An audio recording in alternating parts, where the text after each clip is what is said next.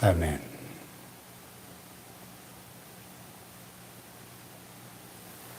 예. 바울의 마지막 편지, 죽음을 앞둔 노사도의 그 인간적인 심정과 면모가 잘 나타나 있는 본문입니다. 여러분 인생의 마지막 순간이 다가왔을 때 어떤 생각이 떠오를까요? 여기 구절에 보니까 바울은 너는 어서 속히 내게로 오라. 사랑하는 믿음의 아들 디모데가 참 보고 싶었어요. 그래서 지금 에베소에서 목회하느라고 바쁜 젊은 디모데 목사에게 너는 어서 속히 내게로 오라. 에베소에서 지금 바울이 있는 로마까지는 굉장히 먼 거리죠. 배를 타고 가야 되는. 근데 죽기 전에 꼭 한번 사랑하는 믿음의 아들을 보고 싶었던 것 같습니다. 넌 어서 속히 내게로 오라.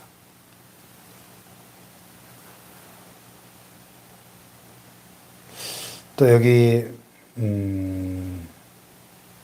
21절에 보면 한 번 더 21절에 너는 겨울 전에 어서 오라. 겨울 전에. 그래서 겨울 전에 오라. 인생이 겨울이 오기 전에, 이런 제목으로 저도 설교를 몇 번 했었는데요. 미국의 어떤 유명한 목사님은 해마다 요맘때가 되면 계절적으로 너는 겨울 전에 어서 오라. 이런 제목으로 똑같은 설교를 하시는데 얼마나 그 설교가 감동적인지, 해마다 이제 그 설교를 할 때가 되면 막 예배당에 앉을 자리가 없이 미어 터진대요. 너무 감동적이기 때문에 그 설교가. 근데 해마다 제목이 똑같아요. 너는 겨울 전에 어서 오라. 그래서 내용도 똑같았는지 모르겠는데 하여튼 인생의 겨울이 오기 전에, 계절만 겨울이 아니라 지금 바울은 인생의 겨울을 맞이하고 있지 않습니까? 어제 인터넷 AI 검색을 해보니까 주 62년에 순교했더라고요. 사도 바울이 주 62년. 그러니까 사도 바울이 예수님하고 나이가 비슷하니까 예수님이 BC 4년에 탄생하셨으니까 한 66세 정도 순교한 거죠. 66세가 된 노사도 바울이 지금 감옥 안에서 겨울이 다가오면서 그 차가운 냉기가 뼛속 깊이 파고드는 너무나 추운 그 감옥 안에, 뭐 감옥 안에 무슨 뭐 난방이 되겠어요? 뭐 옷도 뭐 제대로 뭐 오늘날처럼 무슨 이런 외투나 파카 같은 걸 입을 수 있었겠습니까? 얼마나 추웠겠어요. 그래서 여기 보면 네가 올 때 들어와 가보의 집에 둔 겉옷을 가지고 와라 그러잖아요. 겉옷. 너무 추워요. 인생의 겨울이 옵니다. 지금 계절적으로 겨울로 가고 있는데 계절에만 겨울이 있는 것이 아니라 인생에도 겨울이 있죠. 겨울이 오기 전에 월동 준비해야죠. 김장도 하고 여러 가지 난방 기구들도 점검을 하고 우리가 월동 준비하잖아요. 인생에도 월동 준비가 필요한 거죠. 인생의 겨울이 오기 전에 우리는 준비하는 그런 삶을 살아야 되겠죠. 그래서 인생의 겨울이 오기 전에 가장 사랑했던 믿음의 아들 디모데를 꼭 한번 보고 싶었습니다. 그리고 죽기 전에 그에게 정말 해주고 싶은 말들. 그래서 지금 이 디모데 전후서라는 편지를 썼습니다만은 그래도 또 페이스 투 페이스로 얼굴 보면서 하는 이 말의 파워가 다르잖아요. 그래서 죽기 전에 사랑하는 아들을 보면서 직접 바울의 그 깊은 영성도 전수하고 해주고 싶은 말도 있었는데, 근데 전승에 따르면은 디모데 목사가 너무 목회가 바빠가지고, 에베소 교회가 큰 교회였거든요. 당시 그 소아시아 지역에서 가장 크고 유명한 교회 아닙니까? 그래, 가야지 하면서, 때를 놓쳐버린 거죠. 이 지중해는 겨울이 되면, 부동항이 아니기 때문에 배들이 항해할 수가 없어요. 너무 바람이 거세기 때문에 겨울에는 다 모든 항해가 중단이 된다고 합니다. 그래가지고 뭐 어떻게 하다 보니까 그 배를 탈 수 있는 시기를 놓쳐버린 거죠. 그래가지고 그 이듬해 봄이 되어서야 배를 탈 수 있었는데, 어떻게 배를 구해가지고 로마에 도착했을 때는 이미 바울이 순교하고 난 뒤였다는 거죠. 그래가지고 참 그 스승의 영적 멘토였지 않습니까? 그 바울의 무덤 앞에서 통곡했다 하는 그런 전승이 있어요. 너는 겨울 전에 어서 오라. 너는 어서 속히 내게 오라. 2번 이 편지 결론에서 간곡하게 부탁을 했는데, 디모데가 뭐 이런저런 잡다한 일에 정신을 뺏기다 보니까, 그래서 참 후에 막급했다 하는 전승이 전해집니다. 너는 어서 속히 내게로 오라. 인생의 겨울이 오기 전에 우리는 겨울 맞을 채비를 하는 삶을 사시기를 축복합니다. 네. 무슨 준비를 해야 될 것인가?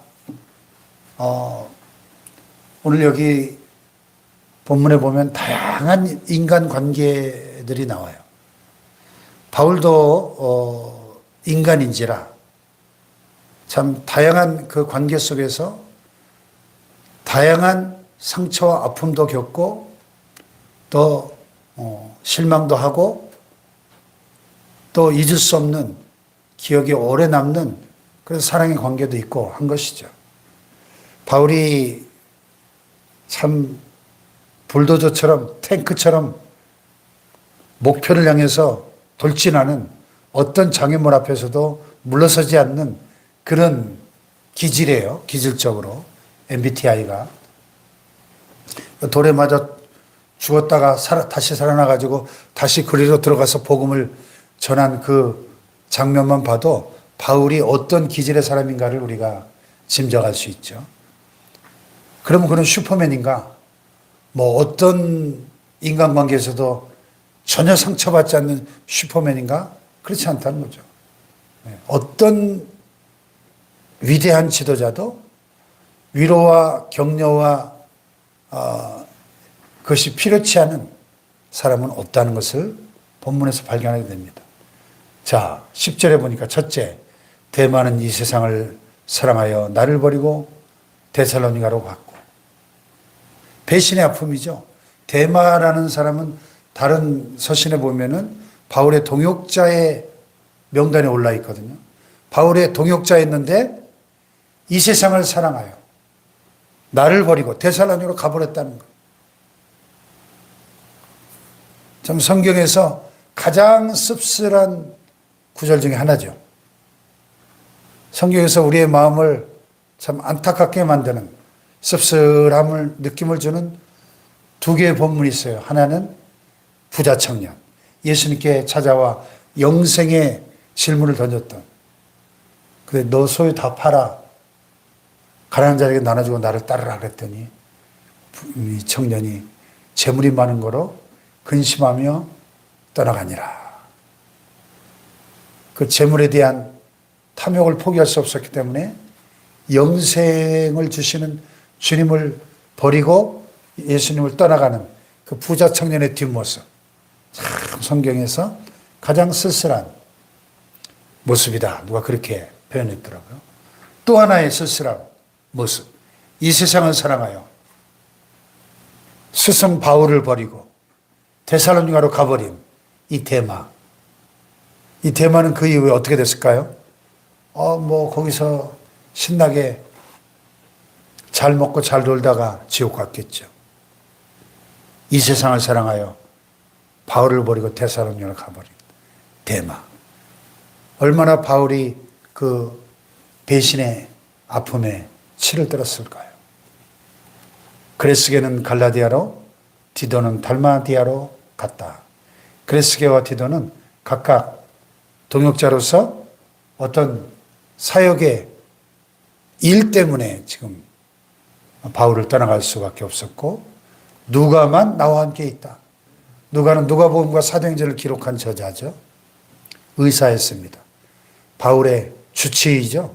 사도행전에 보면 바울의 그 전도여행에 늘 옆에 가장 가까운 곳에서 따라다니며 이 몸이 약했던 사도 바울이 아플 때마다 주치의 역할을 했던 누가만 마지막까지 바울 곁을 지키고 있었다는 겁니다.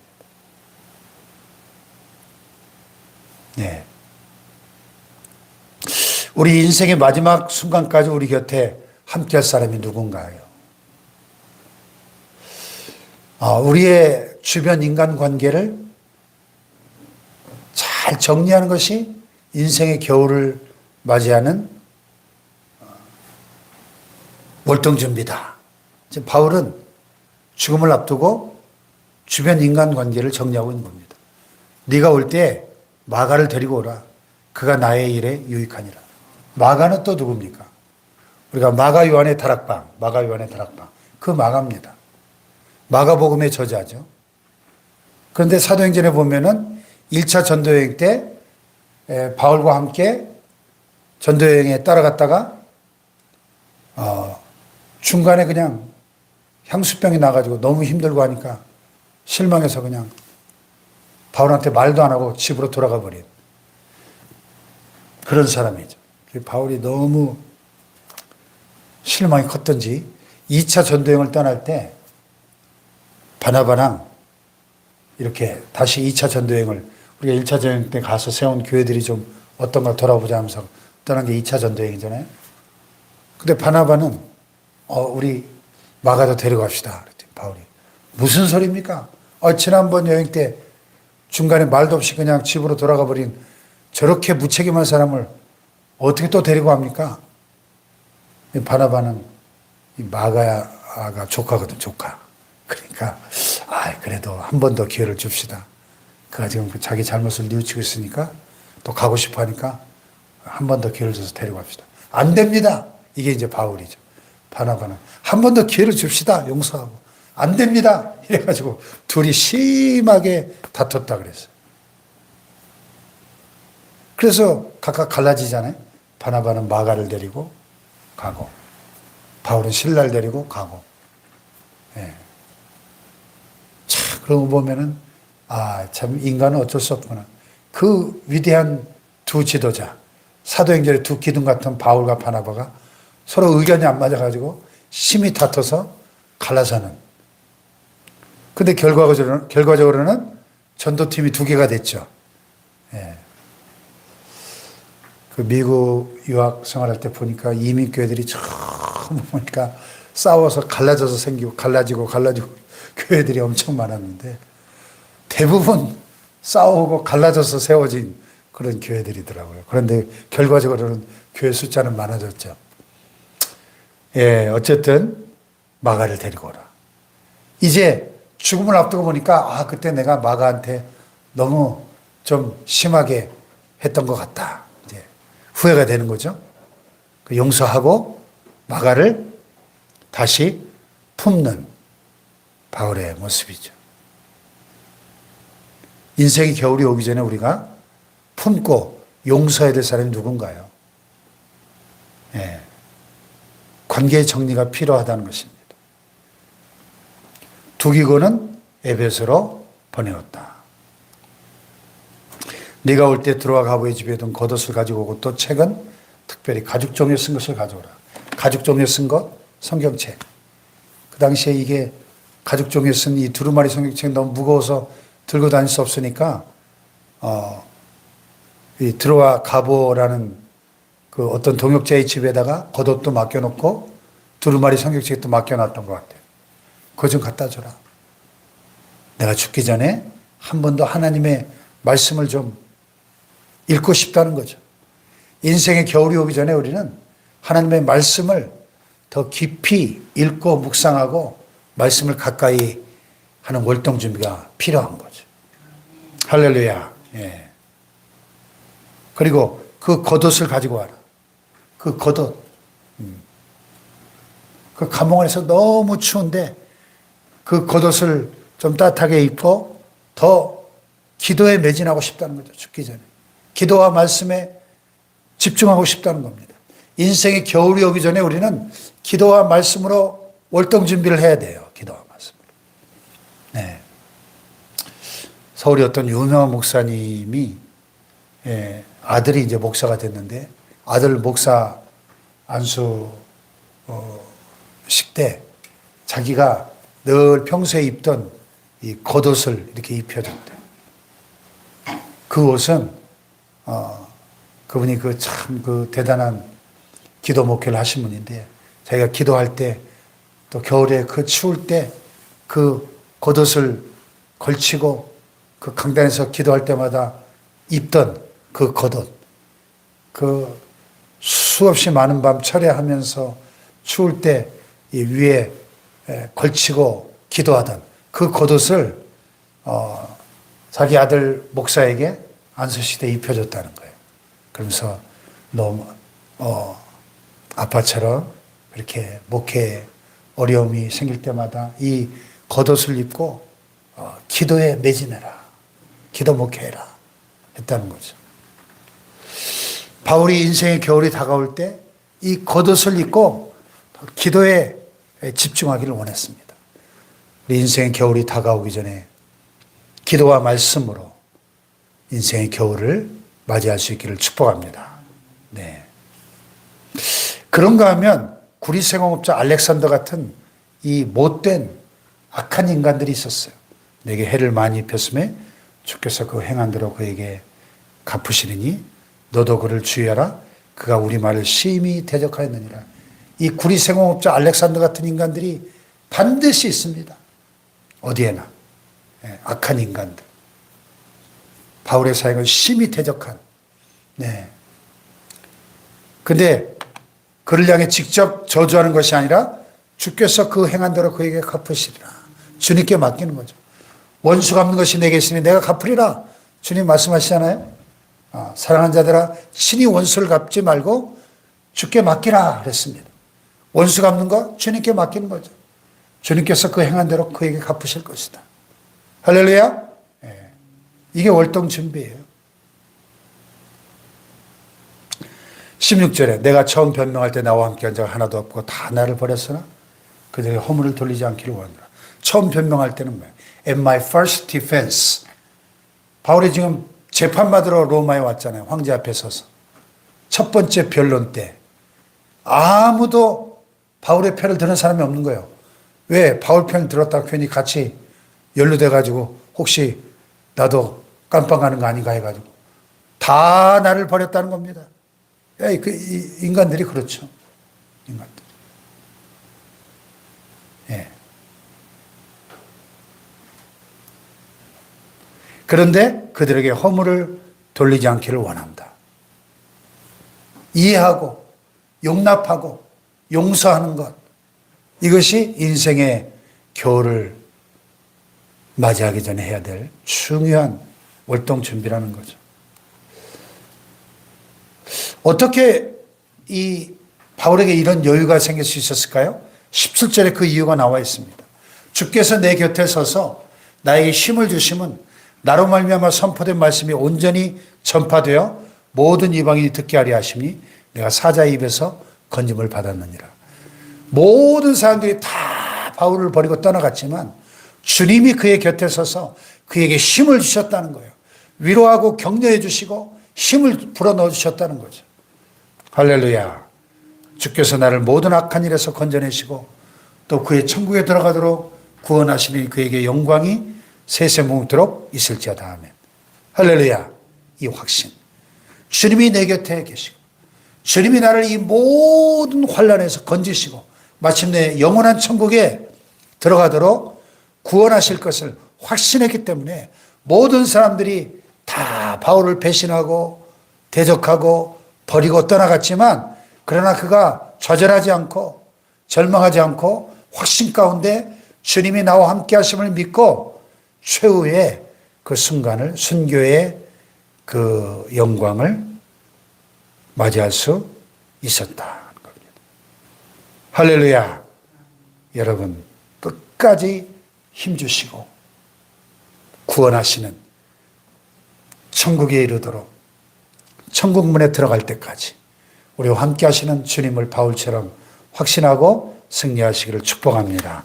기도하십시다.